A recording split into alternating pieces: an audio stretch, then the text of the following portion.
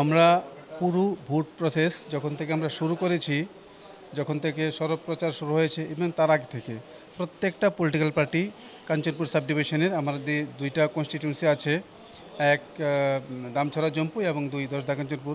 আমাদেরকে ওনারা প্রত্যেকটা পলিটিক্যাল পার্টি খুব সহযোগিতা করেছেন।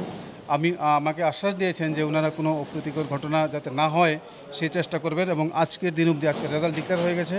আমাদের কাঞ্চনপুরে ভোট গ্রহণ থেকে শুরু করে আজকের রেজাল্ট কোনো রকম অপ্রীতিকর ঘটনা ঘটেনি। এজন্য প্রত্যেক কাঞ্চনপুরবাসীকে আমি বিশেষভাবে ধন্যবাদ জানাতে চাই। আমাদের এখানে এক দামছড়া জম্পুই যে কনস্টিটিউয়েন্সি, এখানে আমি এইমাত্র ঘোষণা করলাম, এখানে বিজেপির candidate Bhabaranjan Reang, sorry Tipra Motha candidate Bhabaranjan Reang, উনি জয়ী হয়েছেন। ওনাকে এখানে জয়ী হিসেবে ঘোষণা করেছে। এবং 3 Dasda Kanchanpur BJP candidate সৈন্দ্রনাথ candidate, ওনাকে জয়ী হিসেবে ঘোষণা করা হয়েছে।